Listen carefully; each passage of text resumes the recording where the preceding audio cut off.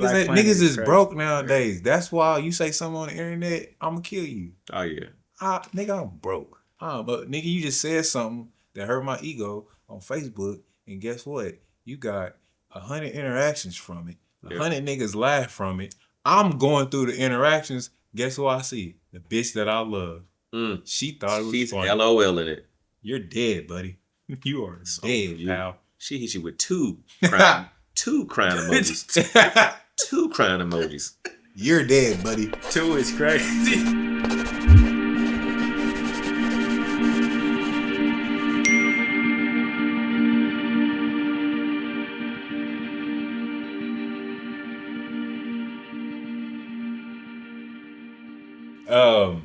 We in the middle of the ocean, bro, and like I said before, when you do shrooms, it's a wave. Like, you know, you get high of smoking weed, you just high, then it come down. But with shrooms, you be high and you feel down, you high. So I take the shrooms, we on the boat in the middle of the ocean, and I'm like, I'm not fucking with it. Everybody jumping in the water, cool. Well, boom, my shit kicks in. All of a sudden, I'm with it, fully with it. I put on my life vest, I get my snorkeling gear, nigga, I am ready. I hop in this damn water, man, and I'm treading water. I'm still feeling good. And he's like, okay, everybody, go down, test your snorkeling gear. My nigga, I go underwater. I turn around, and I feel something like swipe across my back. Shit. I turn around, my nigga. It's the biggest fucking turtle I ever seen in my life. I instantly open mouth. Yeah. I come up. I'm with the snorkel in. Huh? With the snorkel in your mouth. Yes. True. Yes. Hop back on the boat. But honestly, since then, bro, I really been chilling, man. I'm getting old, bro. Like, I don't got time for that no more. Right. Yeah, that was my last little incident messing with shrooms. I ain't even been back. Why would you want to do that going into the ocean? It's the drugs, man. Like, I told you it came in waves. So obviously when my wife mentioned something, it's high at the time. I'm like, yeah, bitch, that sounds like a great idea. Let's do that. Sign me up. Yeah. I'm already here now. I'm here. So, like I said, I was on a boat. They all jumped in the water. I was down at the time. I wasn't feeling it. No.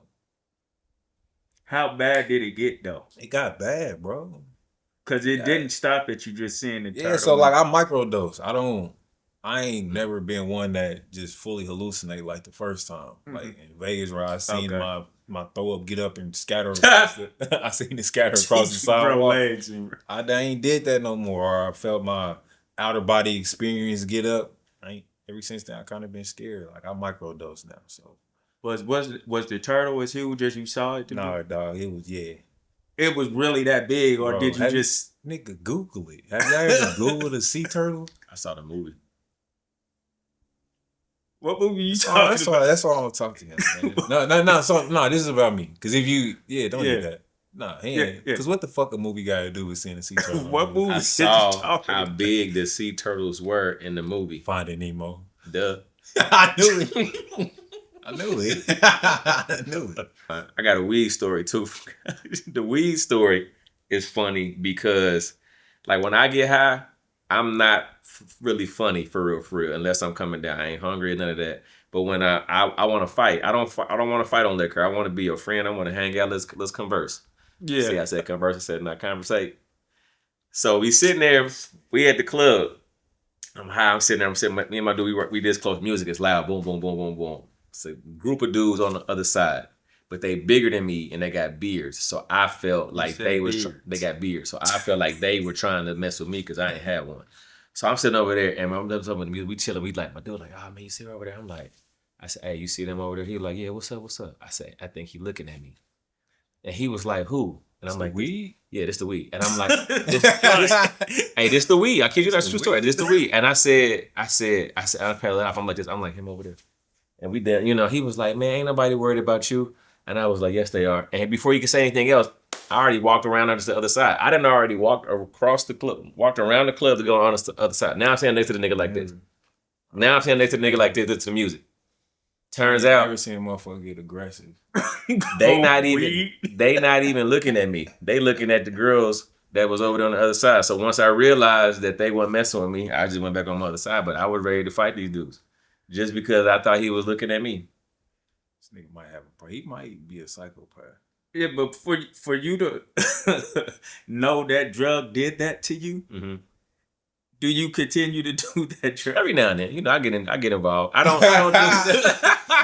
don't do it too much because, like, I'm around people, right? And I can't hide my high. Like, my eyes be as red as this chair. Like, I can't hide it. And I'm at the airport. Again, the city will walk in there. Even at the barbershop one time, I was cutting hair street side. And the dude was like, man, I didn't know you did that.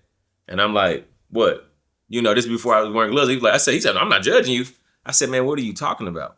And he was like, no, I'm just saying, like, you know, the weed. And I said, you can smell it? So I smell my hand, you know what I mean? I said, oh, so then I'm like, so I don't like to do it when I'm around people. But if I'm at the house, oh man. You know, we'll get involved. I like edibles. Oh, so yeah, he a dangerous nigga. See, I like edibles because what I do is, this is what I do. You listen? You listen? I take an edible and then hit the weed. Like the edible, I'm talking about literally, I just he literally dangerous. Chew it, boom. Candy ain't even all the way down. Then I hit the weed. Few pulls, 6 to 8, maybe 12, depending on the situation. Turn on Murder, She Wrote. Let's go. What milligram are you doing with it? So the last time I did it, tripping, it was 100. Dude. 100 Yeah, I thought that it was. So what happened was it was 10 in the pack, and I thought it was 100 milligrams per the pack, so 10, but it was 1,000 that had the extra 0. So it was 1,000. So each one was 100. Oh my God. This may be an intervention. So quite possibly. So the neck may not finish. Somebody might come get this nigga. Why I like the edible because the body high. Like I can go to sleep, the high cut off, and I'll wake up, and as soon as I wake up, the high be like I'm back. So I can be high like a few hours because I don't do it all the time. So when I do get involved, my body be like, man, where you been? And I'll tell everybody like, why would y'all let me go this long without doing no dope? What's wrong with y'all? Like, y'all not my real friends. If you know I feel this good when I'm high, why would you not get me high? Yo, have you ever been with him while he's high? He hates me. He hates me when I'm high. What's the worst situation you've been in with this dude? He hates me when I'm high. He just... And vice versa, if he... rather drunk or high? Oh, drinking is something different. That y'all could tell, obviously. So he's a barber. For one, drinking. So I remember I came to the shop one time, man, and I'm probably like third in line, nigga. So he with the first dude, he take a shot. Like we all take a shot. Like this was our thing we did on Friday nights. So he's with the first customer, he take a shot. And by first, this is the end of the it's the end of the day. So I'm literally the last one. Yeah. But it's two people in front of me. I'm just building up to where I'm looking at like this shit might be a problem, nigga. So he takes a shot with the first customer. I'm like, all right, we all take it. And you're like, all right, number 2. So we take the second shot. He's still on the first customer. So I'm like, all right, cool. Dude gets up, he leaves. Next dude sits down. Third shot, pour me up. They're like, you ready? They do this. When we do this motion, let's go another round. So he on 3 shots now, mind you. I ain't got my hair cut These yet. are people you got to line up. Yeah. We're Rangers. Cut their hair. Full service. 4th shot. He on his 4th shot. Now, at this point, I'm sitting back at the bar like, this nigga ain't cut my hair yet. So I told him, I said, hey, bro, you good? That nigga looked at me. He said, yeah. Straight. Cool. I said, and he looked at me. I said, we just getting started. I sit down. We just get started. I sit down, bro. Look, the professionalism goes out the door. As soon as I sit down, the nigga leaves me at the station and goes to the bar with everybody else. He takes his 5th shot. He's sitting over there powwowing with these niggas. I'm sitting in the chair watching. They like, hey, Kahleigh, take your shot. I'm like, I'm good. He said, I don't want no more. They look back at Armon. Armon said, I'll take his. Excuse me, nigga. It's the end of the day, baby. Bro, This nigga commenced to give me one of the worst haircuts he's ever given me. I call him back the next morning. I tell him, I said, Armon, the haircut was shit. He said, what's it? I said, yes. That nigga said, come back today and let me fix it. Nigga, no. Do you know how far I stay from you? I'm just letting you know. You know, the next one. It's terrible. I would just rather not be around the nigga, honestly. Yeah. He blows my eye. Like, he talk too much. It's very too serious. I'm very intellectual. It's very he get real intellectual. Oh my god. Very detailed. Like he needs the finest detail of man. And bro, you know me. I'm always been one of those people like, bro, just stop talking. Like, why are we talking? Last time we was in the back of the shop. We sitting back there and he was like, he hitting the boom, boom, boom, boom. No. I got a story for you. Mind you, I'm the weed head, right? Mm-hmm. This nigga don't really do weed. I come in the barbershop. I'm chilling. I'm sitting there. He looks at me. He said, hey, like, what's up? You want some weed? I'm like, yeah. Sure. Who got it? Sure. Go back in that back room right there and go in the drawer. Come on. I'm like, all right. Go back in the drawer. I open it up. I look. I close it. I come back and I say, hey, whose shit is that? Never mind that. Get you some. Hey, what I actually thought it was, they ain't got nothing to do with you. Just get you some. Mind you, I ain't really been smoking, so I smoked the weed. Bro, the very next day, I get hit with a random at work. The very next day, nigga. You get hit with a what? A random. What's a random? Random drug test. Oh, nigga. I literally called this nigga and I was like, you are the worst nigga. I'm about to get fired, bro. The weed you gave me, I smoked it. And nigga gonna say, did you get hot? Did you not hear what I said? That nigga don't care nothing about you. But did you get high? He said, yeah. He said, the weed was actually amazing. Okay, I got some more when you need it. How haven't y'all done that skit?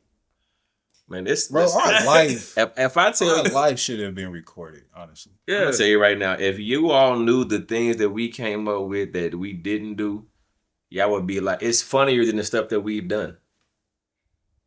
Like most of the time when we were recording, because he's such a professional. Like if he don't, so his professional name is Kahleigh. So when he's in Kahleigh mode, like he's so serious. This one I don't like him. So he's doing his joint, and he's like, "This is what I want to do. This is what I like. Yeah, like this is what I really wanted to do." So it's like, yeah. Nigga. But he'll start deleting stuff, and I'm like, "Don't delete it. Nope. He's such a diva, and I just be like, dude, that was funny. I don't care.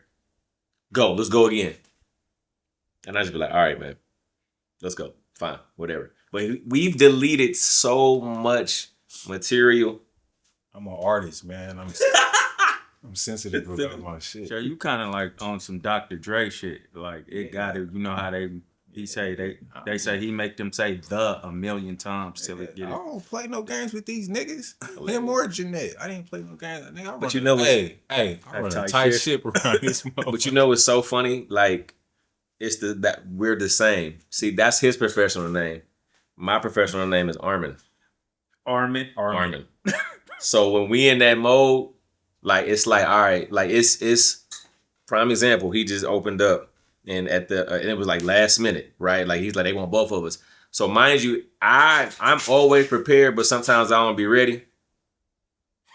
Like he always ready. To say something about it. I'm sorry, but go ahead. Is something to come through there? Oh, it did. Ice coming. Ice chunks. Yeah. We need some of that in the death water. Finish your story. Sorry. So. How do you want it's hitting the couch? How we supposed to do everything? Hey, I ain't gonna lie, cuz when I hit you, it was like, hey, I need another interview because the shit looked top notch. I'm starting to think I was bamboozled, nigga. Like, hit me. You ain't really the nigga that you portrayed to be. It was right. That's it. It's all good. Okay, so Kahleigh, he come through and he's like, hey man, they want us to do this and the third. I'm like, oh man, so now mind you, I cut hair all that. So that's what I do. But comedy, I love comedy more than anything. So All right, I'm done. I'm not gonna look up. So Because it's me. is that see? He's not in Kahleigh mode right now. If he Hey, was watch Kahleigh this. right now- Watch this. Right, you gotta Kahleigh. be a perfectionist, man. But Kahleigh. so when he did the show, it was one of those situations where he came in. So he got in. I'm canceling appointments, because it's a Friday. Friday is all day. So he hit me up. So he comes in. He already fresh to death, whatever. I'm like, man, what we got to do? He was like, oh, they don't want you. I'm like, cool. More people have been like, oh man, I submit. Cool, bet. What you got? So now he sat across from me for what? About 3 or 4 hours. Yeah, probably, yeah. About 3 or 4 hours while I'm cutting everybody else. Now I wasn't drinking, cutting everybody because it's professional. We on it. You know what I mean? So I'm sitting over there. I'm cutting hair I'm talking about. I'm getting them in and out, canceling folks, getting folks in and out. Whole time we going over a set that he just came up with. We are going over this set while people are here, so they're like listening to it and they laughing. We taking their tidbit, but we not really listening to what they saying because they not the professionals. So then we get there, we leave. So then we get to the improv. We get there, funny bone now, whatever. We get there, drop them off. I go change my clothes. I come back. He go in there, and the wife was walking up at the same time, and she was like trying to talk to the people like they didn't know who she was. They didn't know. And so she's like, I'm here. I said, that's okay. She with me. She was like, oh, okay. And so then we walk in, we go stand in line or whatever the case may be. We was in line for too long, too. I don't appreciate it. Lying. No, dude, Kelly should tell you true story. Man. Don't nobody know this nigga. No. Listen, I just said it with so much conviction that the lady she didn't know who I was. Anyway, so we get in there. So Kahleigh, he comes. We get in. We sitting down. They about to put us next to two weirdos who were sitting like this. Hey man, get to the point, man. It's about to happen. So they said like get to my next story. So then we sitting over there, and I told Kelly, I'm like, nah, we not about to sit here with these weirdos. So we sat over there, and then Kahleigh says we go in there, we talk. So then, to make a long story even shorter, we come out, I record the show, right? Record the whole set. As soon as he get done, this is so funny. His wife is probably like a whole foot and a half shorter than him. So as he walks over there, he give her the hug. We already made eye contact. You know what I'm saying? Hey, he give her a hug, he doing like this, the kiss, but he looking at me the whole time. No did he? So he give her a hug, give her a kiss. He pushes her away. He said, what I do? He said, what I miss? I said, you did this. You didn't do this. You didn't do it. Then I stopped. I said, I'm sorry. I said, you did an amazing job. But you didn't do this. You didn't do this. And he was like, because I'm really the writer at the bunch. I'm the one that likes to write and likes to do all this and whatever. Like, take that out, do this, try this, add this and the third, yada. Mm-hmm. So if we come up with something, and I wasn't mad because we literally just came up with it about 3 or 4 hours before the show. So that wasn't the issue. But we had to get prepped for that because when them times when they come through and they be like, hey, we need you to do this, that's why it's called an act. You know what I mean? Because these cats take this same show on the road and they use their jokes forever. We don't like that. But we understand, like, you have to do it because it's so much material in your head, you'll forget it. Yeah. You know what I'm saying? So, like, him, like, when we, like, him, I do Steph, like, these dudes, they got such an amazing stage presence that even if they don't, they're just, I'll wing some shit. Yeah, you know what I mean? And it'd be fine, but that's where the professionalism comes in. So when it comes like skits and shooting it, I'm the professionalism. When it comes to the stage, like, it's so natural to me that I don't take it. Problem is, I don't take it serious.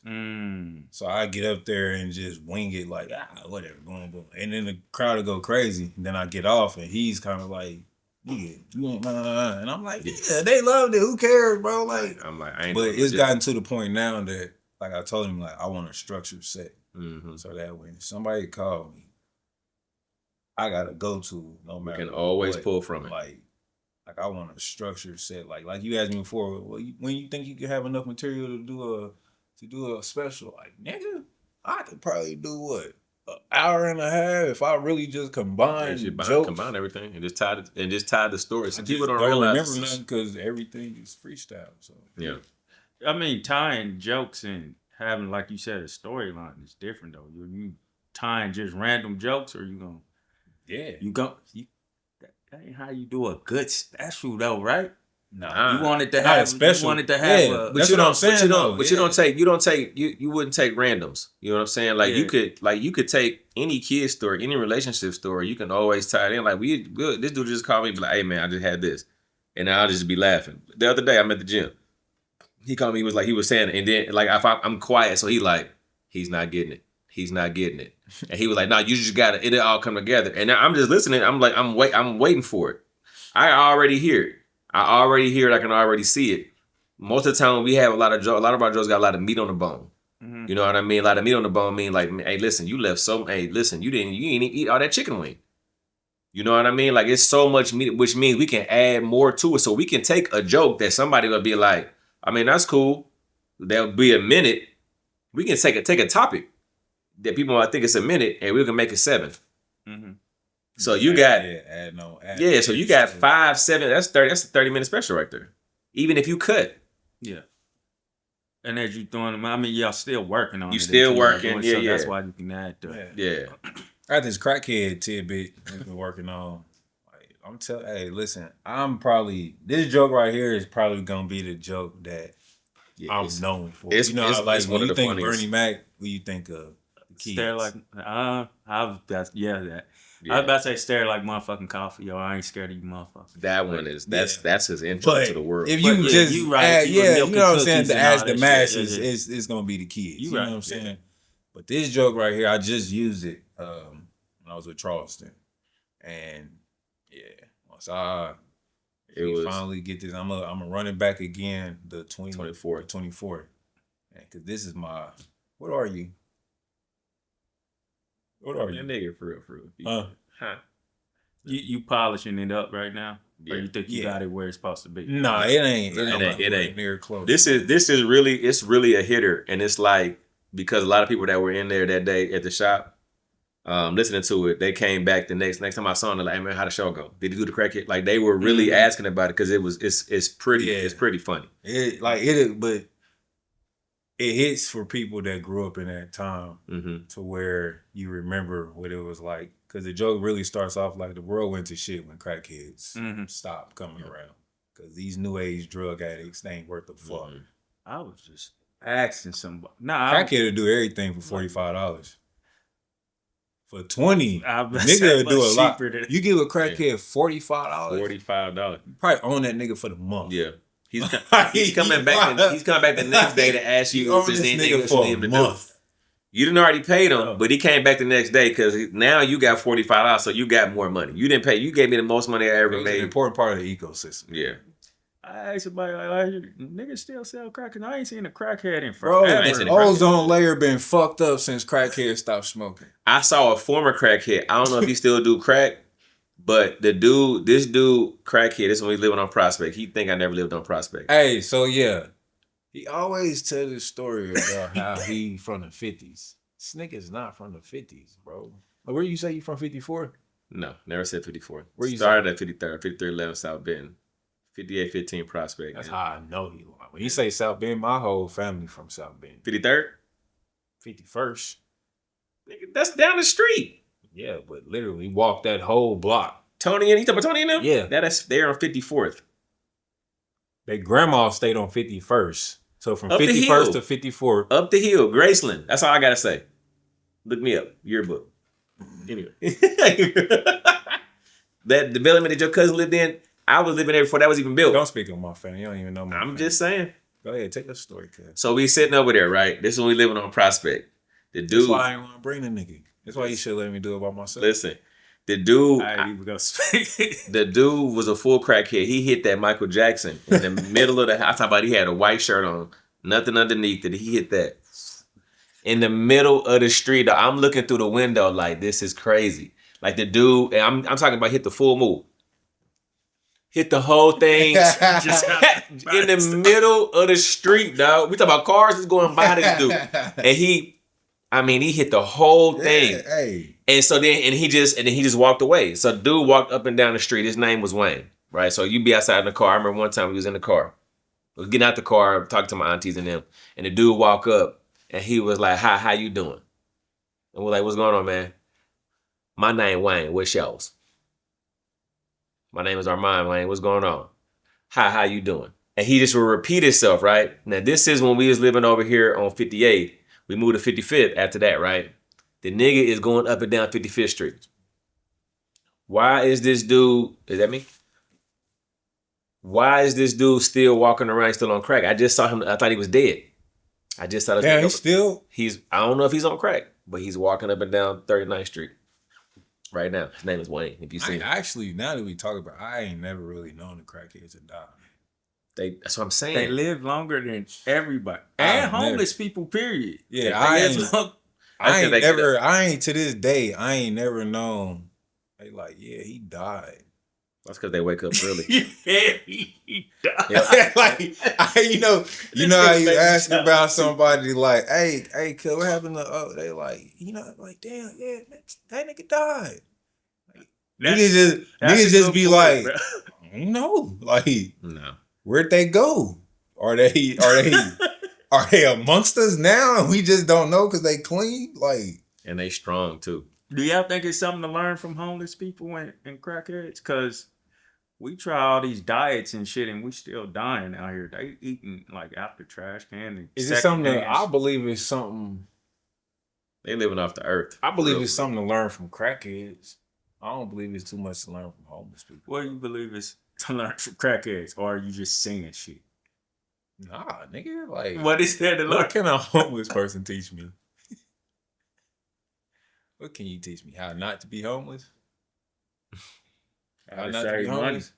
Huh? How to save money. And stack. Really? Can you? Probably.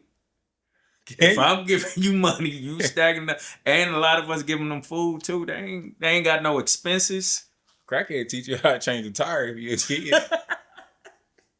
Crackhead can teach you how to change brakes. Yeah. I want to go back to y'all stories about substances because you be abusing shit. I want to know what'd you say? He's a user. When did y'all first pick up something like that? Whether it was alcohol or drugs. What was your first time picking that up? As a kid. You talking about as my first time using it? Yeah. Oh. Rather alcohol or drugs.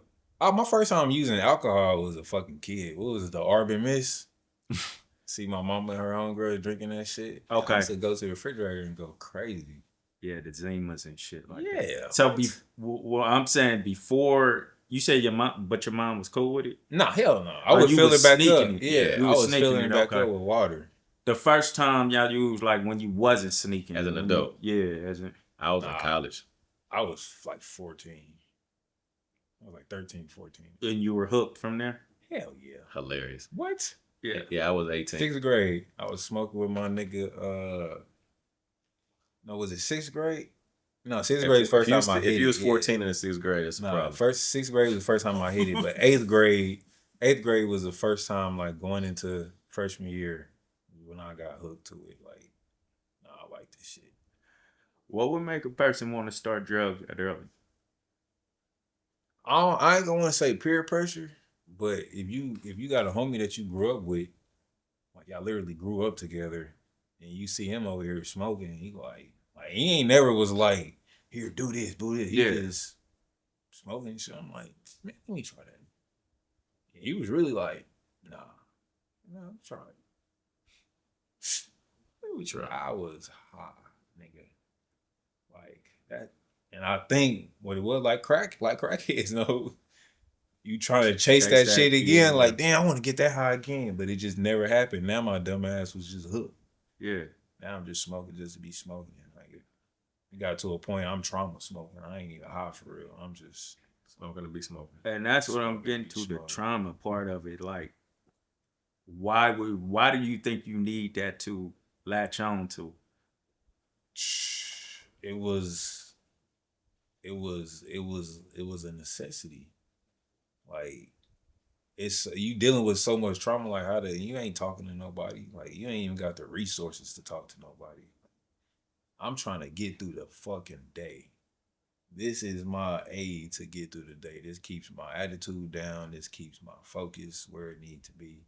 You know what I'm saying? So that's what it became for me until I actually quit and was like, damn, man, I really did need that. Mm-hmm. But at that time, if you don't got something like that to dial you down, what does that look like?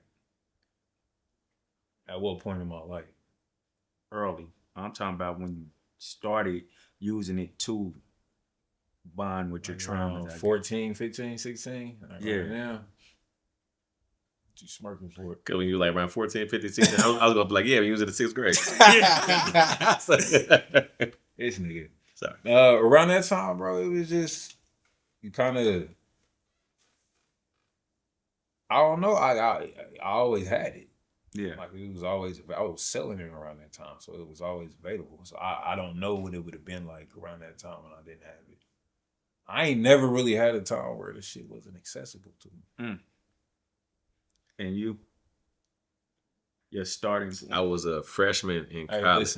listen. When you telling your story, that's what I need you to do. I need you to get to boom, boom, boom. You Gotcha. are I got you. This is real quick. This is real quick. I was 18. About to be I didn't drink or smoke till I got to college. We all sip auntie's cup, whatever the case may be. We, I know you're from the 50s. that grand. I know you're from the 50s. We sipped that granddad with the eggnog Thanksgiving. You know what I mean? I was in there one time. This when she stayed on 44th and Montgomery, and she washing dishes, and I'm in there in the kitchen. I see that wine, and I'm like, and I'm looking at her like she gonna stop me, and she's just like, and I drank it, and I was like, this is disgusting. She said, now you probably won't mess with it again. But college, we got back to school. You out of school for about a month on winter break, and we came back. Your cousin, I ain't gonna mention his name. We get back, we sitting there like we don't have nothing going on. Tony. I said I wasn't gonna say his name. You said his name earlier. Did I? Sure did. Yeah. Okay, well him. So we sitting there, and it's like about 4 or 5 of us. We sitting up there, you know what I mean. And my roommate, he hadn't smoked either, you know what I mean. He had a little piece of structure, and so we said it's early. We got back to school like a week early, and like there's nothing to do. We don't got no class, and then we in there playing video games. And he come in the room one day, we playing video games. He's like, hey, y'all want to get high? And I'm like, what? I look at my roommate, and I'm like, you think so? He was like, let's do it. We go outside and we hit the stoop. And we hit the weed, and I was like, I'm hitting the weed. I don't even know what I'm doing. And then I'm like, hey, how you know when you high? He said, when you ask stupid questions like that. I said, cool. Hit it again. We go back inside, man. I'm just like stuck. And I said, man, this is crazy. We go back outside, hit the weed again. And then after that, man, it was like you said, I just want chasing the high. I just want to be high. Like I want to feel like that again, that tingle. I want that body feeling. And then, like you said, after that is gone. Now I'm in school still, so a lot of stuff didn't deter me from certain things. Like I would hit the weed. I'm hitting the weed, and then like by say March, April, I'm getting ready to be home for a minute. I was like, let me clean my system out because I'm gonna go get me a job just in case they do a drug test. But when so I wouldn't smoke the summer while I'm working. But as soon as I got back to school, oh man, Right back on you. we're right back on it. That's about like senior year. And I only smoked during when I was in school. I didn't smoke when I was at home because again, I'm working 2 jobs every time I come home, like sun up, sun down, weekends off, But by senior year, man, I'm getting off work at 4 or 5 o'clock. I'm calling my frat brother, dog. I need one of them. You know what I mean? I get there, he already got one rolled up, and we playing Madden. We hitting the weed. I'm smoking with him. Shout out to our frat. Anyway, so. He's sitting there, man, and so he was like, man, he's like, how much you want? I was like, man, just let me get a dub.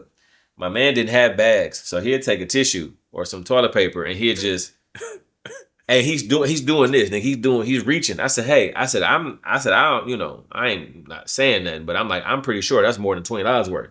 He's like, no, you good.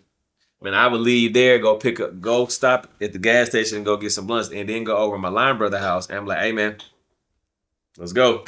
Let's get it cracking. And that's just, that was it, man. I stopped. Marijuana, the weed was so good to me that like I'd be like so creative, like, yeah, I'm gonna do this, I'm gonna take over the world, man. You know what I'm gonna get it. And then I hit the weed and I'm like, man, I'll do it tomorrow. Because after a while, it just make you too relaxed. It make you to where you don't want to do nothing. Shit, I'll write a whole movie. What's I'm saying? But I'm talking about like really taking over the world.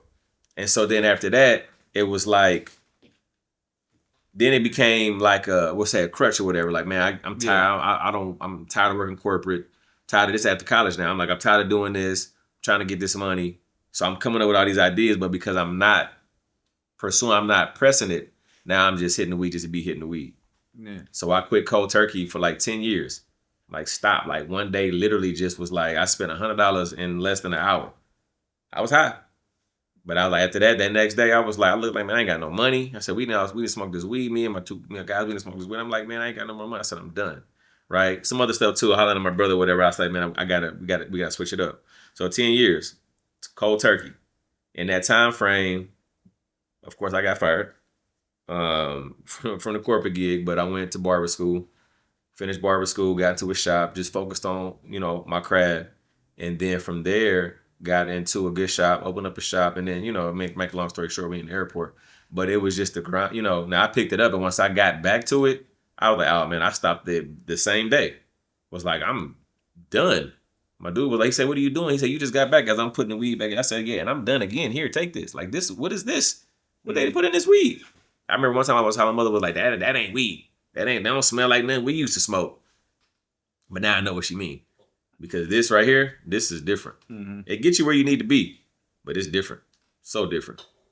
But now you overly drink. Who told you that? No, I'm just playing. Well, you doing shots. So that's what what. about the? So that's what happened. So when I stopped, I was like, man, I needed another vice. So then but I really didn't start doing that for real until I opened up. To be honest, I really didn't start drinking like that until my mother passed away. I ain't even gonna hold you. My mother passed away in 2013. So by like 2014 is when I was like, because I'm not smoking. So we take a shot, we drink here. Oh, that's cool. Ain't no big deal. Oh, that's cool. It's cool. But I would only do it socially. Like I didn't have a bottle of liquor at the crib. Man. It was just we had the shot, but that's our social gathering. So they coming through with bottles. We drinking on Thursdays. We trying different 6-packs. You bring a 6-pack, you bring a 6-pack. We trying beer at you know what I mean? People coming in like, hey man, can I put in on this? I'm like, nah, you cool here, man. Just drink. Mm-hmm. We trying tequila that people are fans of right now. Back then, that we off of. Like, man, we're It's a party, man. Yeah, we off that. That ain't even good tequila. Yeah. But so obviously with what you saying and some of what I've been told about you from you, it's a big story, a serious story behind all the jokes and stuff. Usually that's where the best comedy comes from, when it comes from a real place of pain or whatever. Mm-hmm. So that's where I really want to go, like behind the jokes, behind the laughs, to be able to turn that into funny. What even makes you get to a point where you want to make it funny? You ain't got no sense. Like you really, I'm the type of dude to be at a funeral and somebody say something, I'm like, oh, I'm texting myself this. I'm like, I'm about to use this. Mm-hmm. This is hilarious. Like I was a kid. Like why does the preacher every time you know what I mean? Like I'm a kid laughing. The hell was that? They talking. They were like, like so. I'm over there cracking up, man. I'm cracking up. I'm laughing at the outfits. I'm laughing at. I mean, I find the humor in just like but that's I forgot who said it. They was like most comedians really are sick people. Like really, really dark. Robin Williams killed himself. This dude, that's Mrs. Doubtfire. You never thought Mrs. Doubtfire was gonna kill herself. Yeah, hung himself. Surprised. I ain't gonna lie. Yeah, it tripped me out. He hung himself. Yeah, he hung himself. That's a hell of a way to. Man, look, because he looks so joyful, especially in all his roles. Yeah, he looks so joyful on the outside, and then it's like, killed himself. Phil Hartman. I don't know the whole. He didn't kill himself, but his wife killed him. Ain't that the house guest dude? Phil Hartman with Sinbad. He playing house guest with Sinbad. Yeah. Yep. I'm a big fan of SNL, so I watch a lot of them. But his wife killed. I don't know if it was the infidelity, whatever the case may be. Like she shot him. Boom. I mean, that shit's just trauma, man. Yeah. What else you gonna do with it? People take trauma and they deal with it in different ways. Ours just happen to be comedy. Well, I was doing a lot of it. Like I said, like my first interview, I was doing a lot of shit. He the one that put me on the comedy. Oh, really? Yeah. I wasn't no comedian. I was I was outside. Yeah. That shit didn't hit until he set that plate at the dinner table for me. So it was something you wanted to do, or it was something I'm telling you, once he presented it to you, getting away from that life was something you wanted to do anyway. So were you trying to find a way out? Or did you try it and it was like slowly moving away That's from basically what it was. Yeah, I wasn't trying to find a way out of nothing. I was chilling and shit. Life is good. So let's go to the true meaning of let's roll friends. Yeah. What's behind that though? I'm not talking about how you came up with it. It has to come from a real place though. You Did talking it? about your lifestyle before. It was so crazy that day that I shot that video.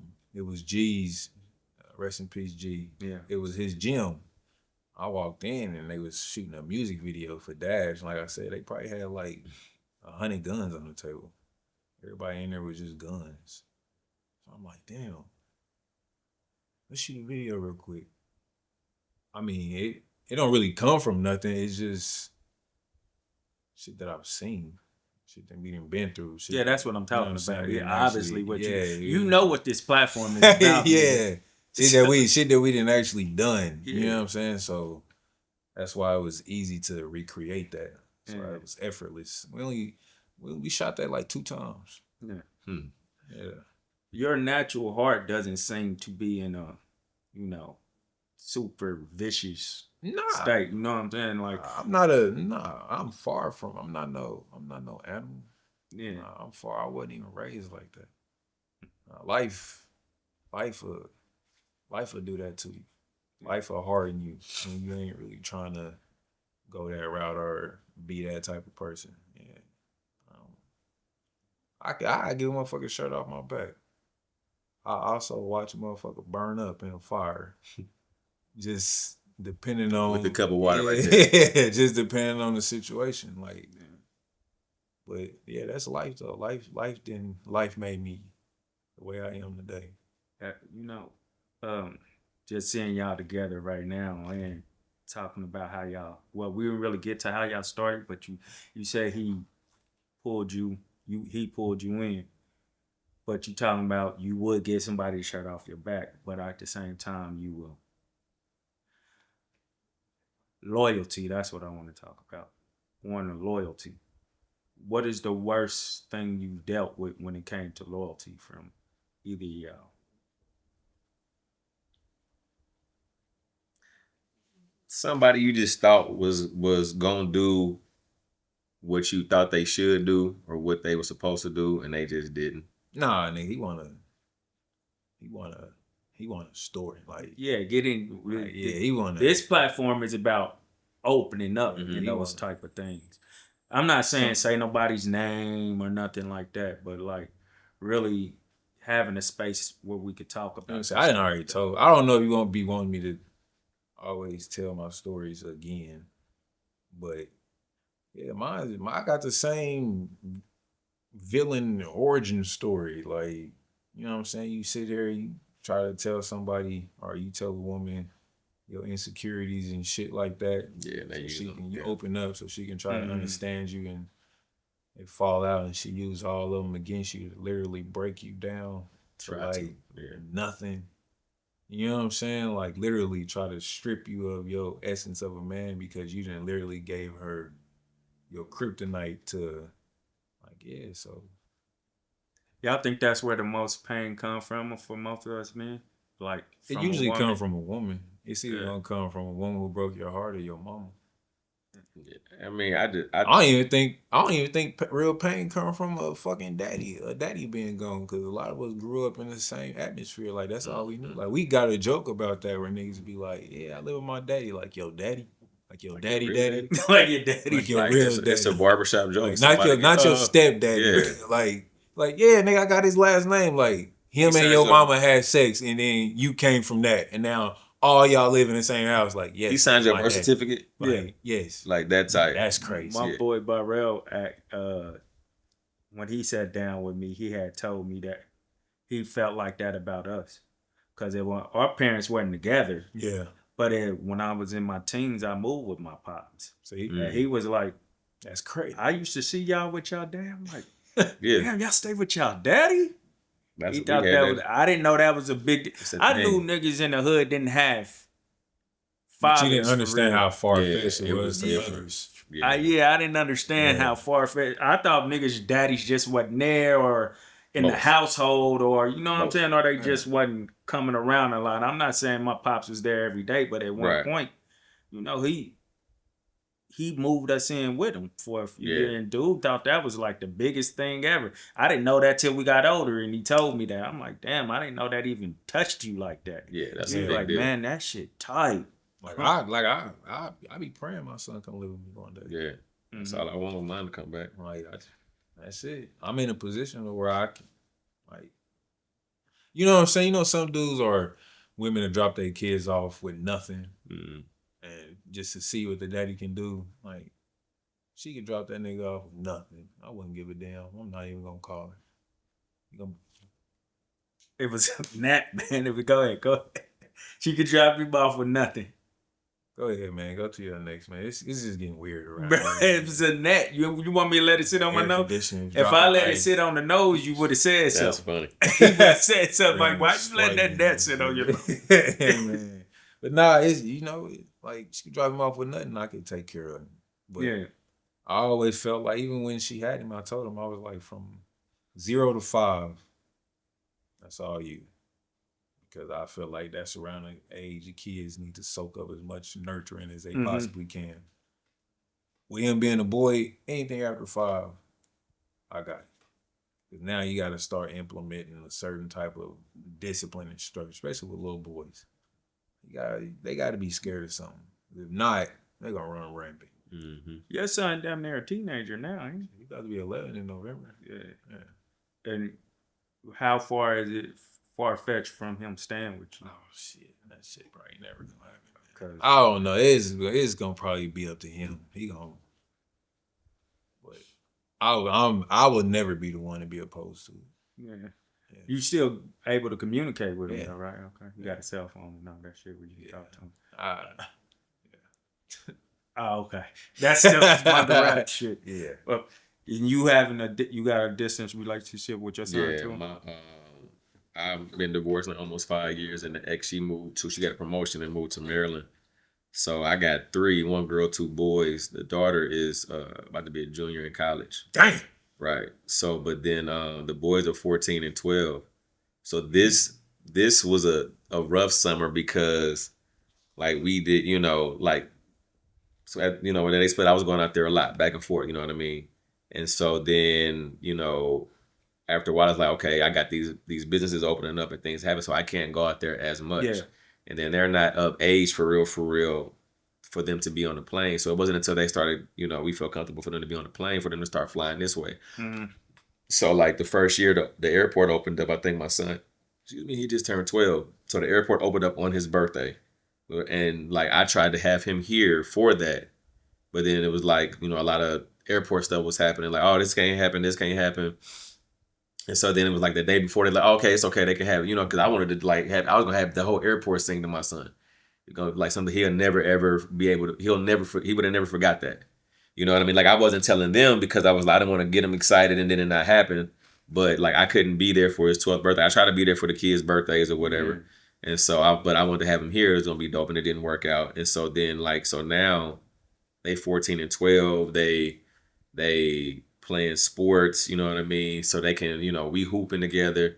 And they like, dang, daddy still got a little bit of it, and but they don't get that. Like they'll be involved in sports out there, but they ain't playing in the city. I took them to the Y over here on Burlington, and they first day we at the Y, and they hooping, a couple of cats start fighting on the court. I'm just watching their face, and they like, I'm like, yeah, because y'all not going to be around that environment. Not that I wanted them to be in that environment. I had to go break the fight. I said, hey man, play ball.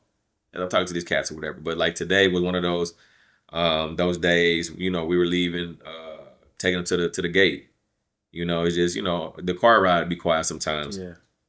And it's like one of those things, man, where like they know now. It's like you 14 and, I'm showing them where the house is. I just bought a house. So I'm showing like this is the high school that you would go to if you come and stay with me.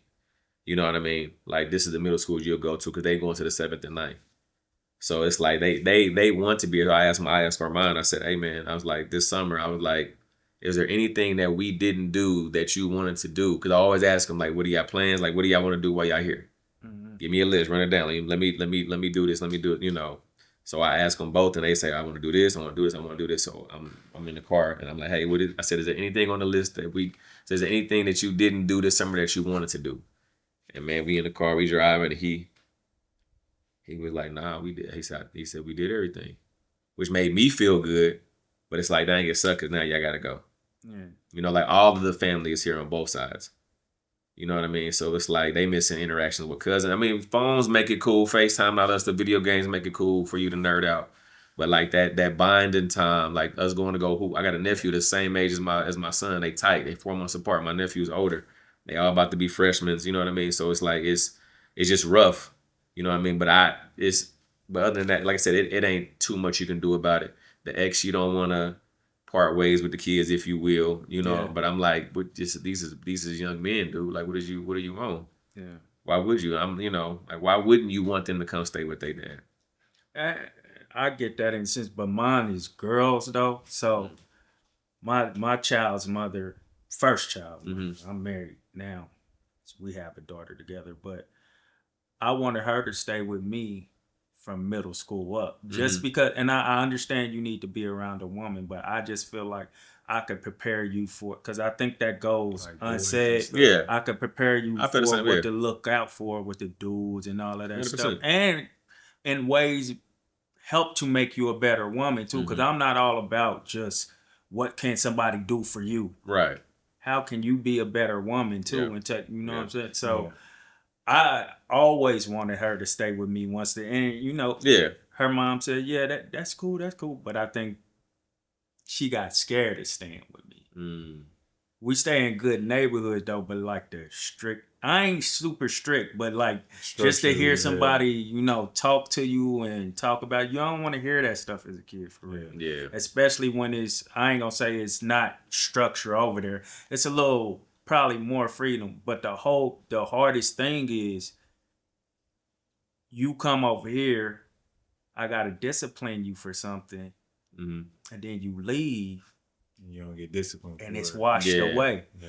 Not to say you don't get discipline. Discipline is just not the same thing put on you. So it's that's tough for me when it comes to a young lady. And then especially coming into those teenage years. And what I'm asking y'all is there anything that scares y'all about the teenage years coming? And to be a little more further open, I started paying attention. I try to stay hip to what's going on, like with the TikToks and when 13 Reasons Why came out, the show, it helped me to understand the mind of the kids and how they express themselves and stuff. The whole suicidal thing and all that. And my daughter got to that point. But it also that I'm glad I studied that to be able to talk her through that or whatever. But it also allowed me to be real about some things I may have did to contribute to that. Right. You know what I'm saying? Have open conversations with her. When it comes to their teenage years, because that scared me, that kind of stuff. What scares y'all about them approaching their teenage years? And you got a daughter that's about to be a junior in college, right? Yeah, she So yeah. I want to first touch on the young men, but I also want you to touch on how you dealt with raising your daughter and going through those years right there. I tried to she didn't move out there until her sophomore year of high school, so I felt like I had a good grasp on her.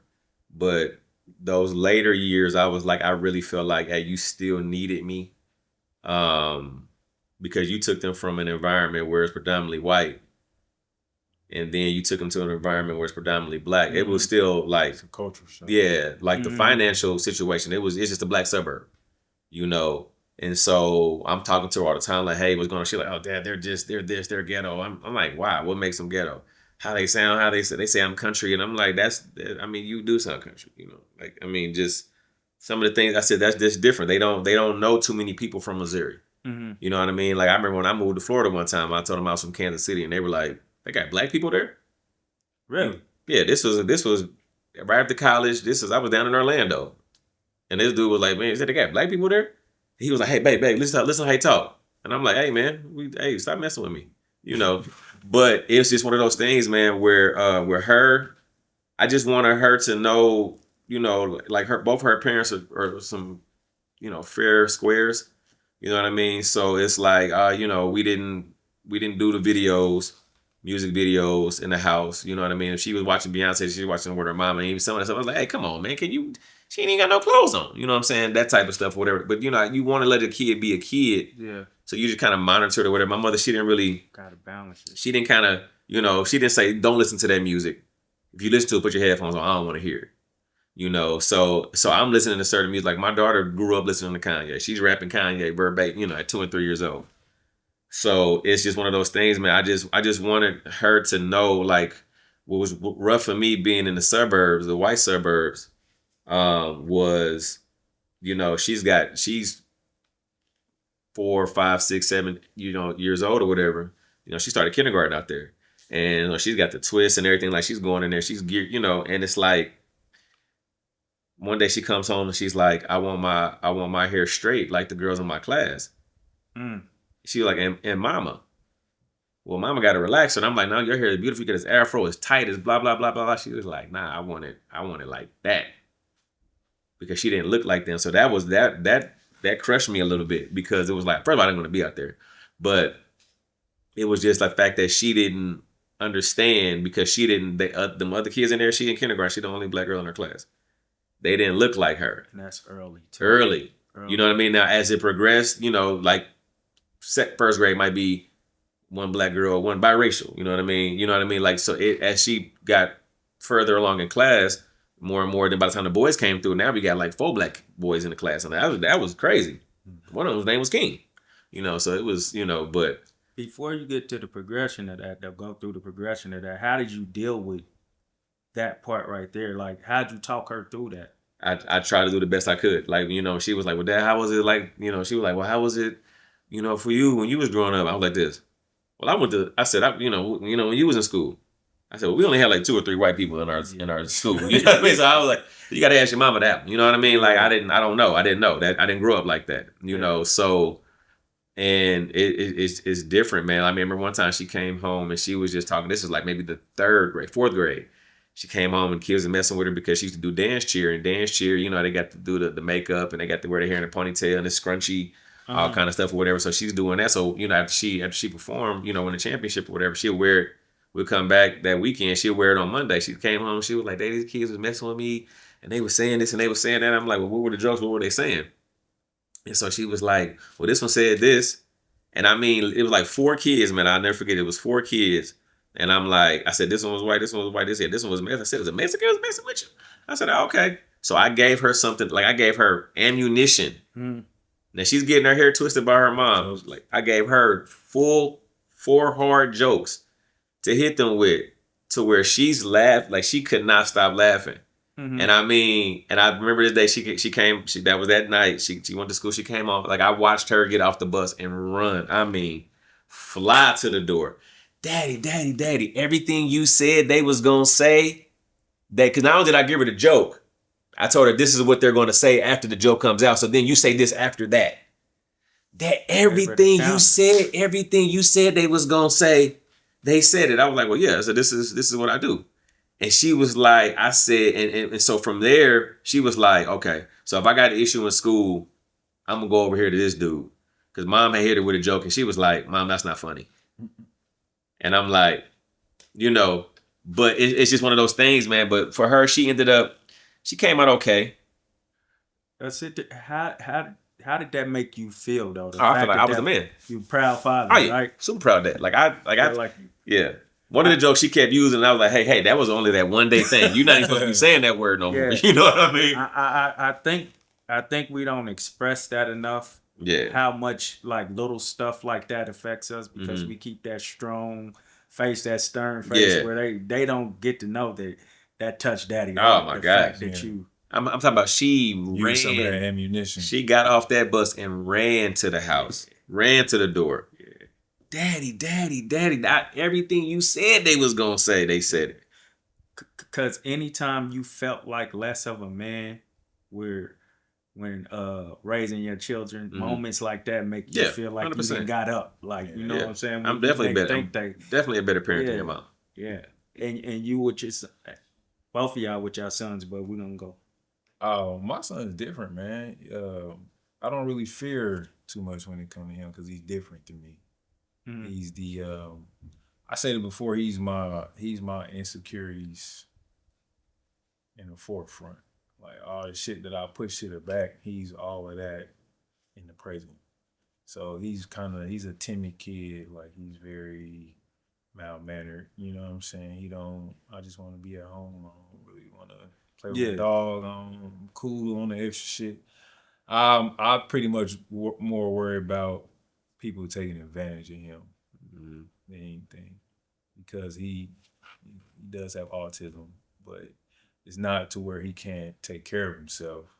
But he also can't. He's like a people pleaser. Like he wants to make sure everybody's happy. He's gonna have a hard time standing firm on what he say. Now my daughter, man, Was she like 3 that now or little something? motherfucker scared me, dog. Yeah, she 2. 2. It's her goddad. He's a shit. Hey, he's scary. But you know what's crazy? I got teenage stepdaughters, so Okay. I got a senior and a freshman this year.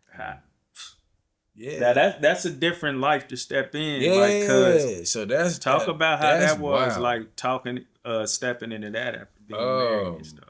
And you were probably there before. Yeah. Like they yeah, was yeah. looking. They was in middle school and all Yeah. that before when I came around. But you know, with them,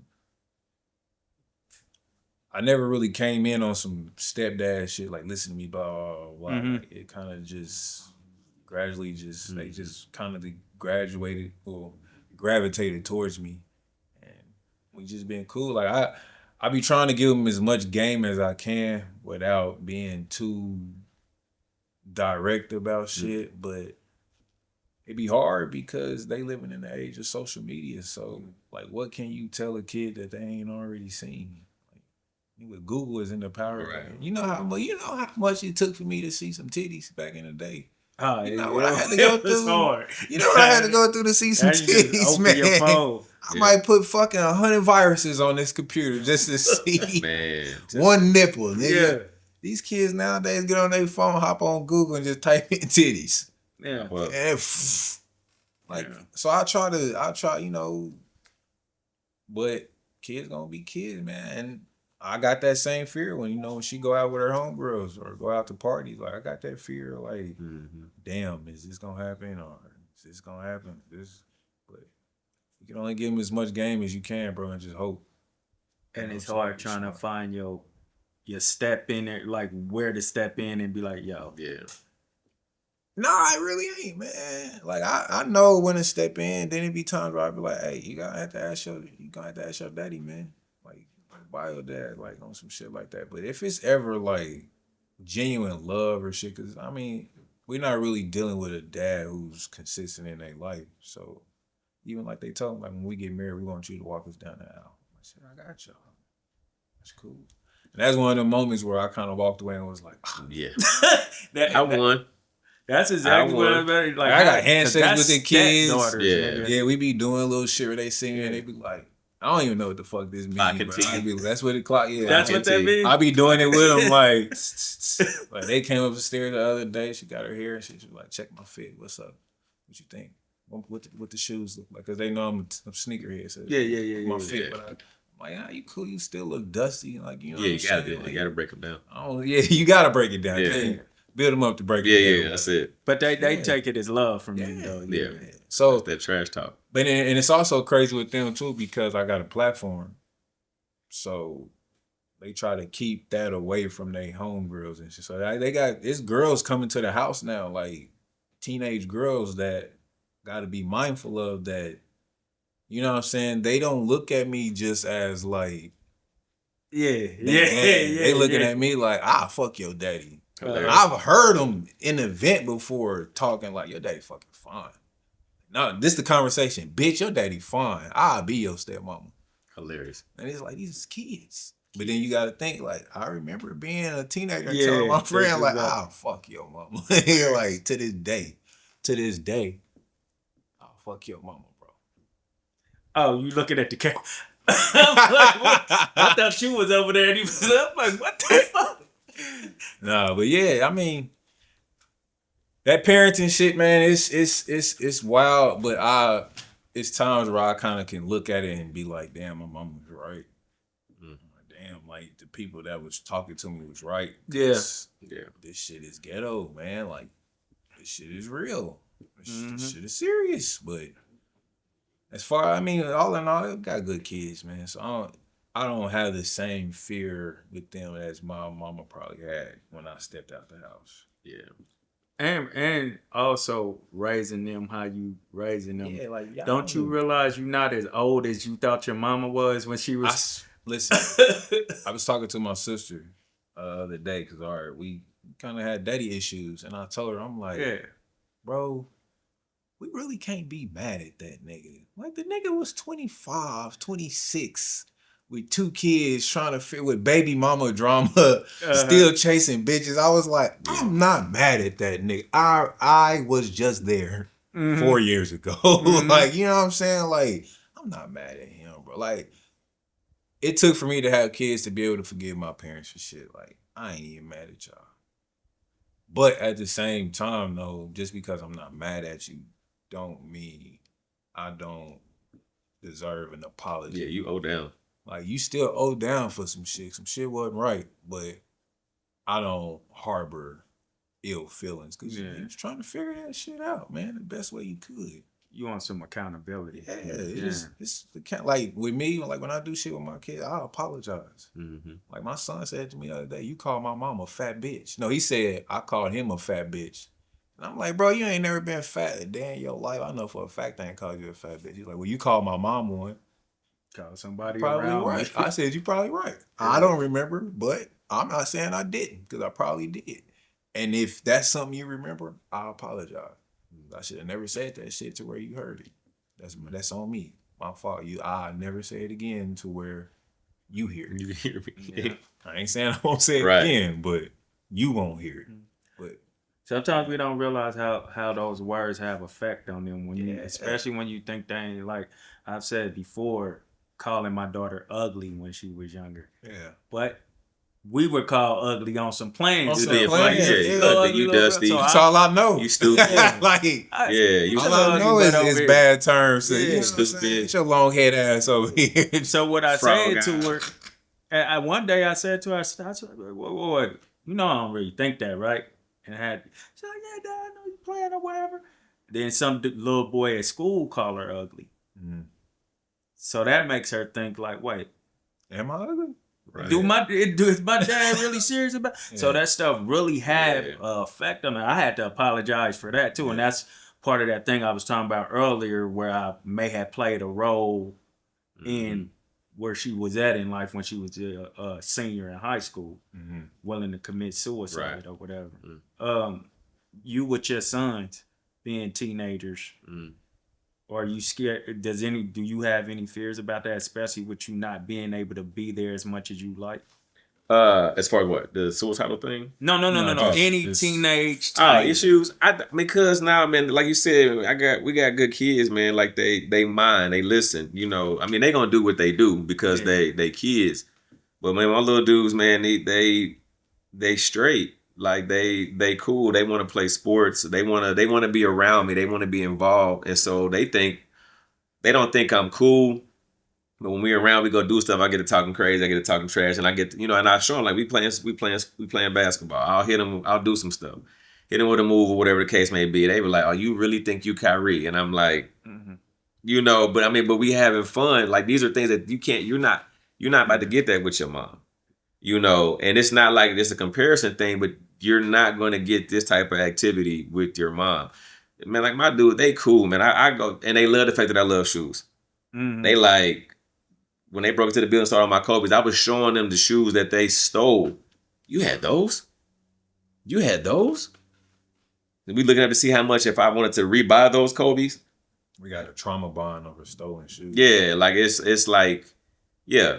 Like it was crazy. It was super crazy, but they love that I love shoes, and it's like if they'll come in town, if I go see them, and I put on some shoes, they're like, when did you get those? When did you what? Now my youngest, he don't really cheer for it. My youngest is the personality wise, he's the most like me. But my oldest Armon, this dude, he's the heart. Yeah. He is the heart. Like the dude, he's mean. He's mean. He's mean. He's strong and he's big. I be telling people like, hey man, listen, that ain't the one you want to mess with. You know what I mean? Like that's not. Don't you? He doesn't walk around with a chip on his shoulder, but he can flip real quick. Yeah. You know, I've seen this dude. I've never seen anything like before in my life. We were at Sky Zone. This was it was their party. These are their friends there. And I'm at Sky Zone again. I'm not acting that. I'm bouncing around. I'm doing flip. And I slipped and fell. Boom. And all the kids came and ran on me. Like, I'm just like, laugh.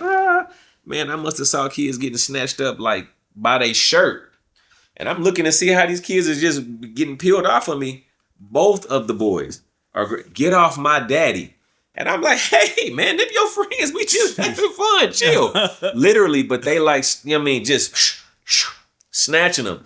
And That's far. we were somewhere, this might have been like third and first grade with these dudes. And we were somewhere else. And a little boy was messing with Elijah. And so like they all had a ball or whatever the case may be. But I guess the little dude had lost his ball. So he went over there and snatched the ball from Elijah. Man, our mom must have saw that, went over there. I mean, he's a big, strong dude. He snatched the ball from him, but in doing so, he dropped his ball, snatching the ball away from the youngest son's ball away or whatever. So he snatches the ball, dropped his, but gave the ball back to Elijah, and was like, and the dude was like, hey, but I got your ball. He was like, he didn't trip off of it. He just went and got another one, but you wasn't about to take my little brother's ball. Mm-hmm. So that's kind of like, but that's just like the dude. That's just how he is, man. Like he don't, and I would raise him that way. Like when he was like 2, like this dude, I got pictures of this. He's like, man, why you got all these pictures? Like I take so many pictures of them, they don't even know I'm taking pictures. Yeah. And so now I got it uploaded on my phone to where it sends that like daily on this day or around this time frame. They like, how old was I here? I just sent them all his back to school pictures from kindergarten to 3rd grade. He said, I was fresh. I said, you welcome. And so it's just, little stuff like that, man. My youngest, he looks like me. And so I still have my baby shirt from, I was born in Menorah, like that, so I put that shirt on him when he was born. And so he was like, he said, I thought I was born in St. Luke's. I was like, you was, man, that's my baby shirt. He was like, why do you still have that? Like, that's how we talk to you. Like, why do you still have that? Anytime I say anything like growing up, I'd be like, oh man, I remember this in the 30, yada. Elijah walked by. He'd be like, man, he said the 90s is crazy. Yeah. I'd be like, man, I remember when I did, but that was the 90s. That shit is ancient to them. Dude. Yeah. My daughter, we listened to music. We listened to Biggie. And I don't know why I'm having her break down the crack, the 10 crack commandments. It's just, I said, you see what I'm saying? You can't never. And so she said, I thought you was a Tupac fan. I said, I am. She was like, I said, but Biggie had some bangers. And she was like, yeah, I mean, she was like, that's like the 1900s. And I'm like, she was right. Because she was right. Like 1900s sound crazy. It does sound, it was the 1900s. And when you're right, you're right. Why y'all so addicted to crack, man? Why y'all keep bringing up crack? That crackhead story is funny, man. When that mug get out there, y'all gonna know. Crack played a big part of my life. Man, crack was real. Crack played a significant part of your life. Why would you say that? Because I'm my 80s baby? Where'd you grow up at? Kansas City. Where? Kansas City. Where? I don't do that no more. Kansas City. Did you grow up around crackheads? Yeah. Crack played an intricate part of your life. Yeah. Did you ever have a crackhead cut your grass? Fixing shit, all that. Hilarious. Have a crackhead ever walked you to the bus stop? I almost said his name, bro. I'm glad I was about to say, so that was one that actually did pass away, though. But that you knew? But he was old. He was super old. So, yeah. That's one I have heard of passing away. Crack probably kept them motherfuckers going, honestly. No, it's not real. That's crack, real. Listen, I really want somebody to do a study on it. Why don't you do the study on it? I don't got time. Hilarious. I'm just saying, it's something there with how the world went to shit once crack stopped being sold and smoked. Just think about it, man. Not what you saying is interesting. I can see people running with that shit too. The people was getting money. Families were being fed. The murder rate was down, which is crazy. The murder rate was lower than what it is now. You know why? Niggas is getting money. Yeah. I don't want to kill you for it. I'm was making killing, but it's I'm making crazy now. $70,000 a day. Yeah. You think what you said on fucking Black Planet made me mad? Hilarious. Mm-hmm. I don't care. Mm-hmm. Niggas, Planet niggas is crazy. broke nowadays. That's why you say something on the internet, I'm gonna kill you. Oh yeah. Nigga, I'm broke. But nigga, you just said something that hurt my ego on Facebook, and guess what? You got 100 interactions from it. 100 niggas laugh from it. I'm going through the interactions. Guess who I see? The bitch that I love. She thought it was She's funny. LOL in it. You're dead, buddy. You are dead, pal. She hit you with two crying emojis. 2 crying emojis. You're dead, buddy. 2 is crazy. You're dead, buddy. If a nigga literally like, oh nah. Yeah, that's You're it. dead. She liked it and hit it with the 2 You are crying dead, emojis buddy. and shared it. I ain't got no money. Yeah, I was 20,000 getting money. views. Them niggas back then get money, bro. What? 20,000 views. What do you think we should do to get crackheads back? Oh shoot! We just listen. Think about it.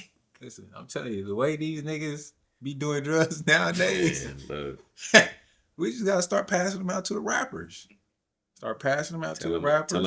Tell them it's cool to Start crack. giving out little samples around the neighborhood. Crack is no longer whack. Not our neighborhoods though. Crack is no. Crack is back. That's the new. Crack is back. That's the new slogan. Crack is Crack is back. Make crack great again. Make hilarious. I'm just saying, man. Yeah. We bring it back. The ecosystem gets rolling again how it was. No more terrors. We want to talk about terrorists when crack was being sold, nigga. We got all this shit. Nigga, when crack was being sold, wasn't no gluten in food. No, I never heard of. This was real. Wasn't no gluten in food. I never heard of it.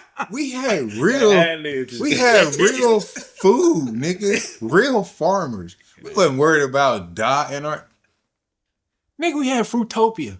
When the last time you had a good Fruitopia? I ain't seen it. A good fruit. I ain't seen It's it. passion fruit. Fruit punch. Cause crack. We need to start making crack again And Fruitopia. and passing it out. Clearly Canadian Get is these back. niggas hooked back on crack. Get them coming back to us, so that way we can build wealth. That's how niggas. Look, he about to get real. That's deep. how He got- black. Listen, that's how Yeah, black man. people could have built Yeah, wealth right. right there. That's how black people. But the government seen that, they said these niggas ain't just getting money. They get These niggas is building wealth. Mhm. We gotta stop this shit. cars, businesses. They had Bro, don't sit back like that. Like you just, please don't sit Drop back that like out that. for you. Like Take what just- you want, leave the rest. But you know, Hey, I'll tell you a joke, man. I ain't gonna tell you no lie. Yeah, I will. But this ain't no lie. Like, nigga, think about it. Think about it.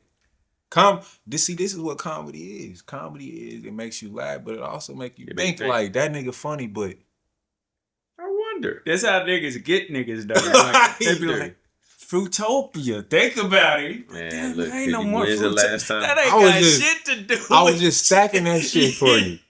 You know what that's called? Part of the joke. What's it called? Yeah. Crackhead math.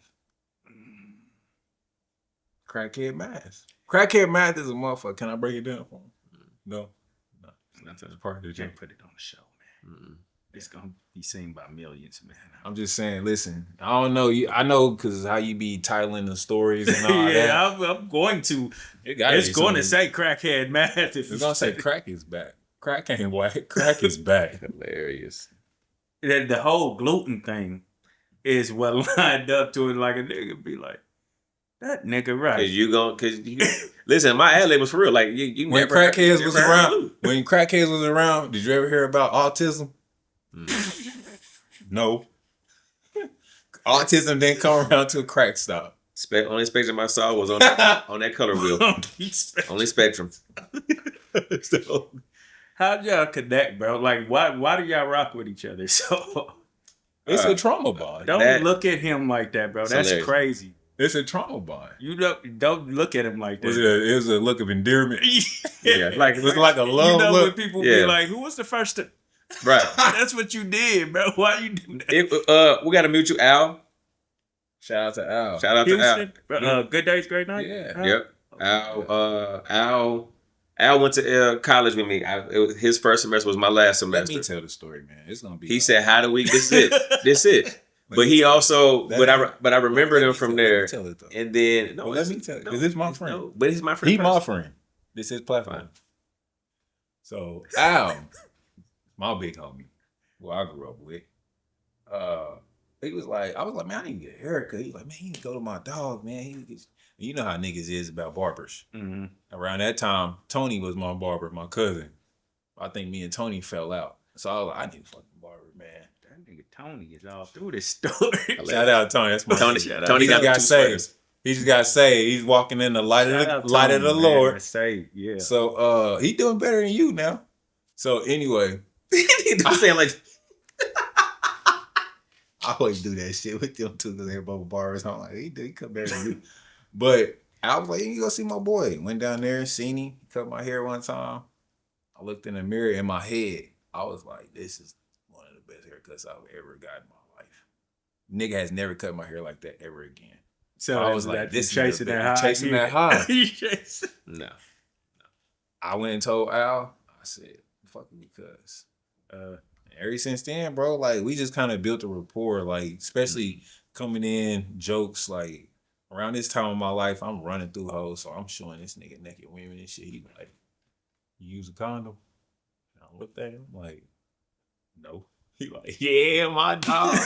So, and that's where it really started, like the Raw Dog King. Yeah, He's like, I'm the Raw Dog King, dog. Like, Hilarious. I'm the Raw Dog King. Kind of just started from there, bro. The whole comedy shit. But like, to say how he got started, it was one of the situations where I'm sitting there cutting his hair and I'm like, hey man, you funny.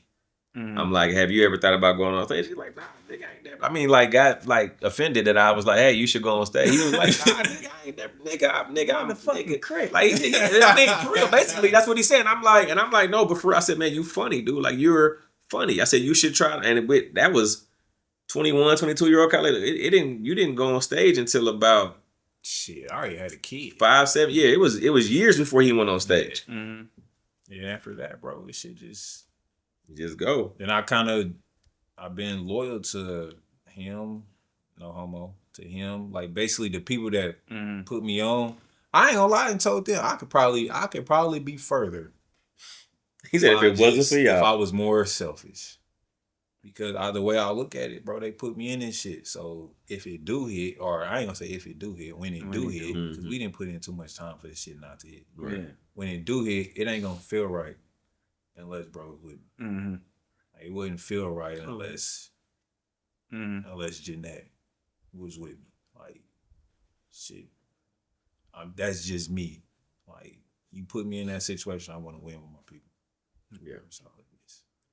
I need one more thing for y'all to close out. Like, what's the worst situation y'all put each other in? The worst situation? The worst situation you... But y'all can laugh about it now. But it's like, nigga, what? Oh, he already mentioned the drug test when he had that movie. That's probably the worst. But we ain't never... Nah, I don't... Yeah, I don't... Yeah, because they know I'm for real about my people, so I don't really be... Other than me, maybe, pushing his mind. He's always treated me like a big brother, though. Yeah. Like, you know what I'm saying? He got his clients, but he got his clients like family, too. Okay. So it ain't never been a situation where the nigga didn't ever, like, I'm telling him about something and he didn't ever steer me in the wrong direction. Now, if I'm just out about on bullshit, then yeah, he's full-fledged with it with me. But it ain't never a situation where he didn't just put me in a bad situation. That's why I fuck with him, though. What about the funniest thing y'all seen from each other? Like, maybe hit you in the ribs. Wait. Oh, man. So he was cutting hair at his house because it's... cutting hair at his house. Was it flooded? This right? is... Nah, this was... This is before the flood? This is before the flood. So he had moved from Prospect to his house because he was waiting on his first shot. To get finished, So he's cutting at his house and he gives me his address. So this is my first time out there, bro. So you got to walk in through the driveway, through the garage, and then downstairs it's a door. As soon as you walk in, then it's steps to go upstairs. Well, I walk into the house, it's the door right here. I don't hear nothing.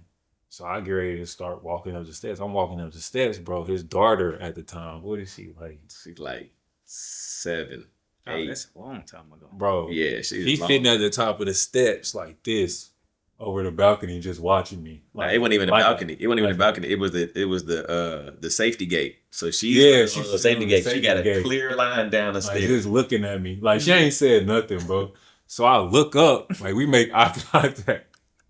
We make eye contact, bro. This little motherfucker looks me dead in my face and was like, Turn around. like going bro, in. like I was just the smallest nigga in the world to her. Like, nigga, you don't even deserve for me to be like, nah, you can't come up here. Like, you gotta go through that. My daddy down there. Bro, I'm talking about never lifted her head from the gate, nigga. She just did just like this. She said, Security. So so I turned back around. I walk in the door. I said, man, who the fuck kid is that? hey, hold on. Like, Before he even did that, he walk in. Like again, we've been rocking for a while at this point. I said, I see his body language is off. He come in, he like, I said, what? I said, what's wrong with you? Everything cool? He said, nah. Who the fuck is that little girl upstairs? I said, little girl, my daughter? He was like, yeah. I said, what's wrong? What'd she do? I said, what'd she say?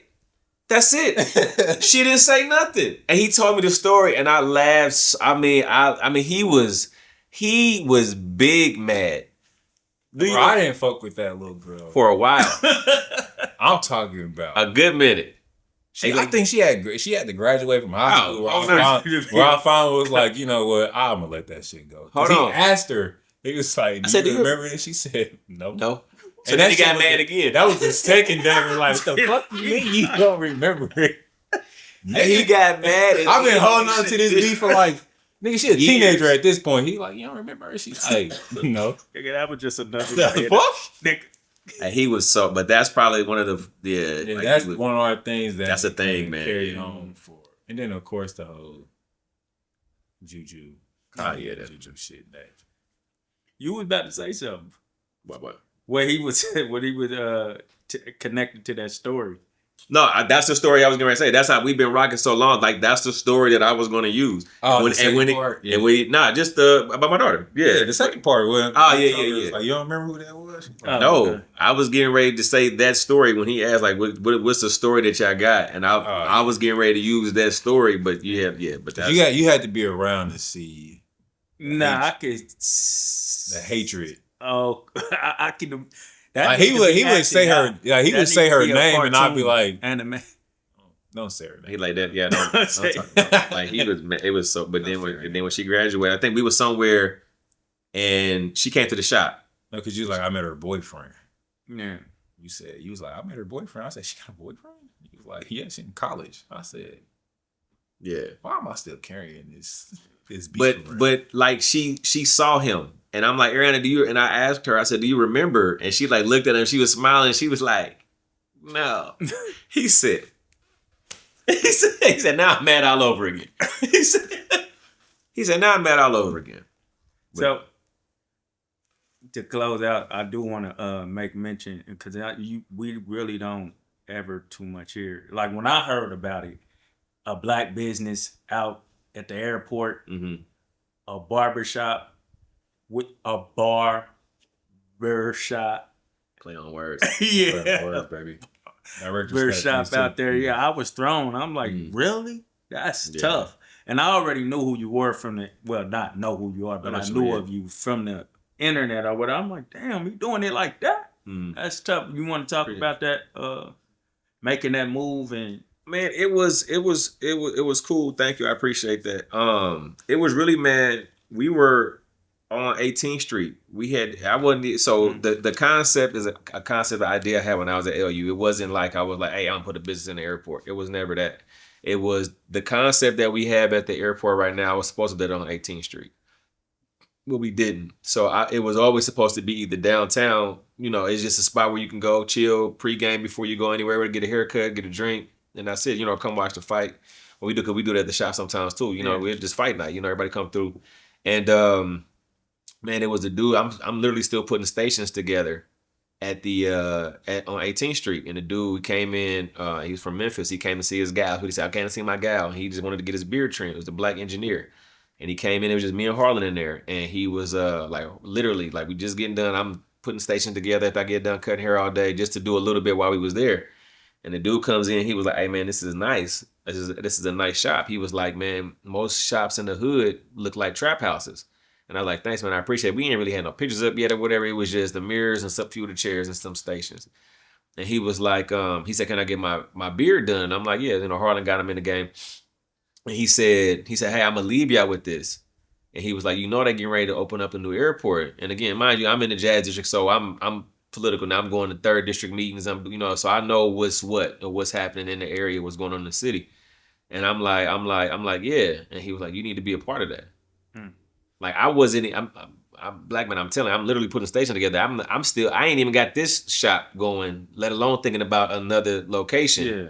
And especially the airport. So when I said, "Man, you got a card," and I got to find this card. I know I got it somewhere, or whatever. But I owe that dude, But just for planting that seed, because I wasn't thinking about like the idea. That's an old idea. So I'm 17 or 18 years old, and I'm thinking about that concept. I wasn't even a barber. I'm just a dude cutting hair, going to school for IT. And so when he says that, I'm like, well, shoot. All right. So now, as soon as he says it, then they got people. They're doing meetings. They're like, "Hey, if you got an idea, you want to put a business in the airport, come to this meeting." So I'm in KCK over on Minnesota, at the library, and I'm in there, pitch the idea. "Hey, my name is Armon. How you doing? And what you got? Barbershop, manicure, pedicure, shoe shines, and there, yada yada. Create an environment where it's a whole vibe." And they like talk about the aviation department. Like, man, I've never heard anything like that. Nobody's ever said anything like that. The city was like, "Hey, man, I like it." And so I was like, cool. Let's see where this goes, And so they had food, so that's why I was there. And so when they got done, there was a black lady. So I'm getting ready to leave because I'm headed back to the shop. I just slid over there real quick. And she's like, she walked up on me, man, and she handed me the packet. She said, "Baby," she said, "please fill this out." She was like, "I ain't heard nobody." She said, "I've been to all these meetings and ain't nobody said anything like it, not even close to it." She said, "Please fill this out.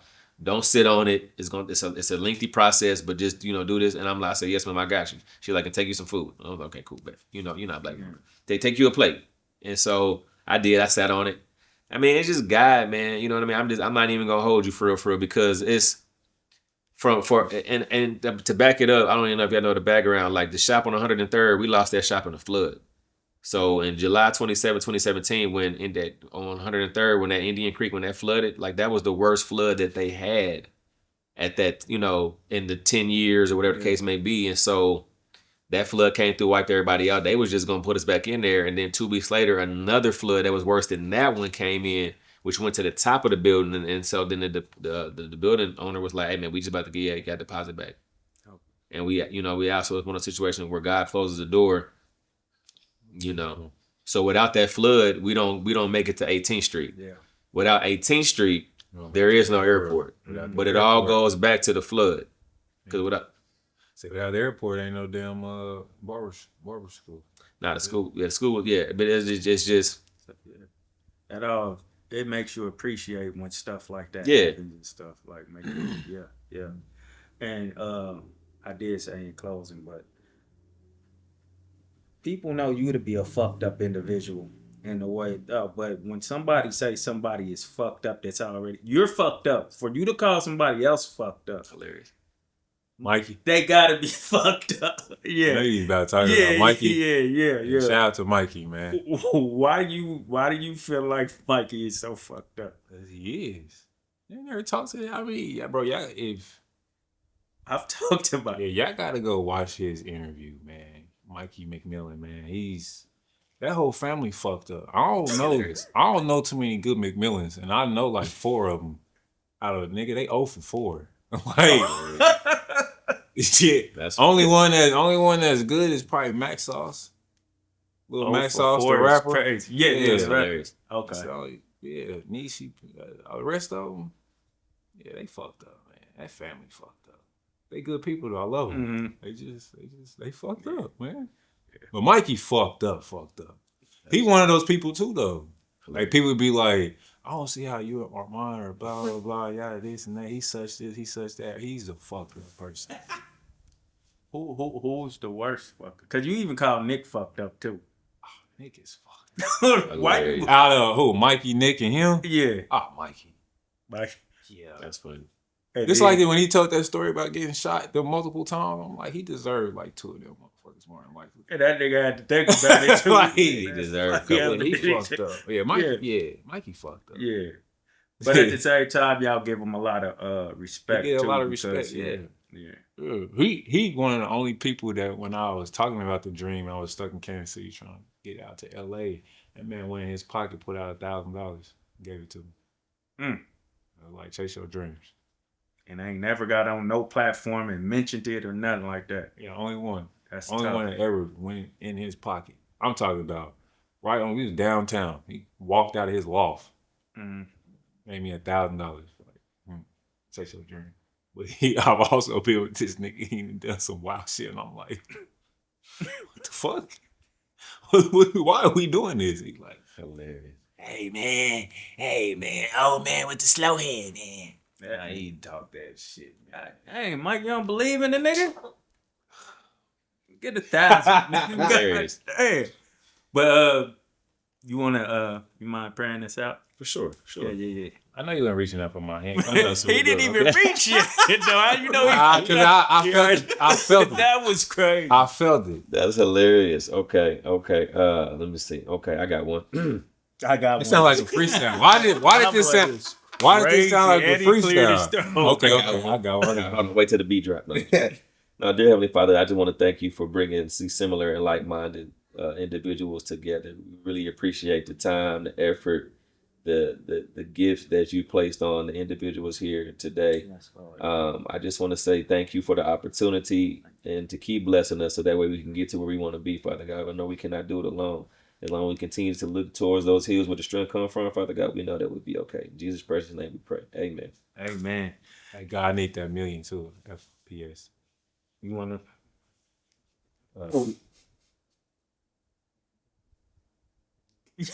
He was sitting there. The fact that he said P.S. and then we're also. I'm gonna wait. I'll wait. Go ahead. I'm gonna wait till you done. PA, I need that money. Amen. The goal is to leave a lasting imprint on their minds and their hearts. We pray you've been indelibly marked. Oh, that was fire. That was nice. That was fire.